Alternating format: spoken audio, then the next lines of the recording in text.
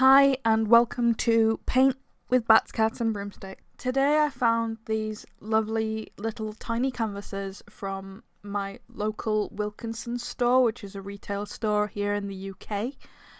And they had some of these beautiful tiny little canvases with magnets on the back of them, and another two, one with black canvas and one with white canvas in a little wooden frame. They're from the Dawler Rowney Simplicity range, and I thought that they'd make for a really good small little video, just playing with paint, having a go at seeing what happens.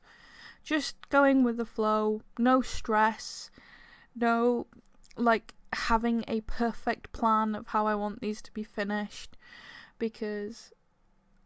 lately I've been feeling as an artist that I'm putting a lot of pressure on myself to make perfect finished things the first time round without any mistakes whatsoever,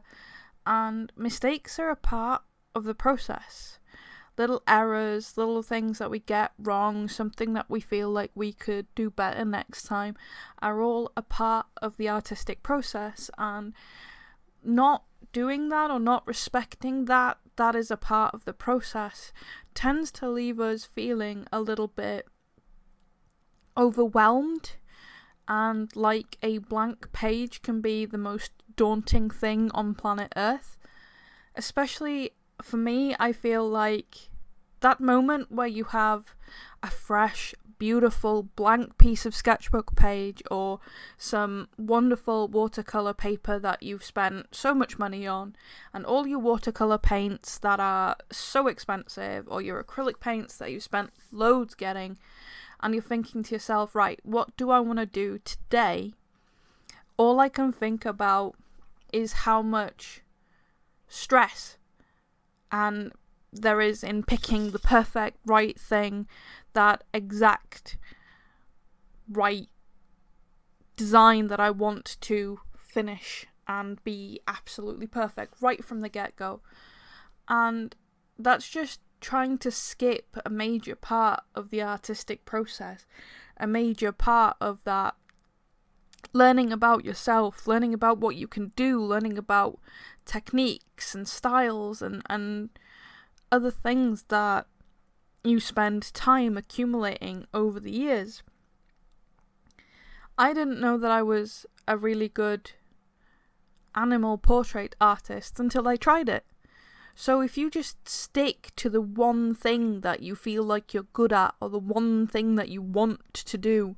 you never grow or learn or adapt or develop new things or create just cutesy little treasures that made you happy in the moment. And it's really important that if this is something that you love doing, that you continue to love doing it and don't get bogged down by that empty page. So every now and again, I like to find these little tiny things that will make me feel like a little bit free to do whatever. Just a little bit of mandala work, or making some geometric patterns or something like that. Just randomly creating things that just don't have any pressure about them whatsoever, because it doesn't matter how they turn out at the end. That's not the point of the exercise. The point of the exercise is the journey that it takes you on. Little things that you learn, like posca pens on a piece of canvas is really difficult to make straight lines with. That's a technique and a thing that you learn and can add to your repertoire of things that you now know about that you didn't before. And if you didn't try that, if you didn't do the thing and let the pen go to that paper or canvas or page and try it and experiment and have a go and just let it be what it wants to be, then you get bogged down and trapped in this constant thought that you have to have everything just right and everything needs to be of a sellable quality immediately without any effort whatsoever. But the truth is, as artists, every single one of us goes through a time where we feel like we're making no progress with something, like something isn't right, or that we're staring blankly at an empty page, wondering what we should put on it, wondering what would be the perfect subject matter for this thing, for this thing that we want to do, and then we're thinking to ourselves, well, I want to make something that is sellable, that people will enjoy watching me make, people will want to buy it from me, or watch my videos on how I made it. And sometimes things just need to be done for fun's sake. So this video, I just wanted to be really brief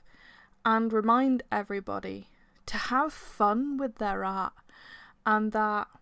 no matter the supplies, no matter how good or brilliant or bad your art supplies is, the most important part about creating something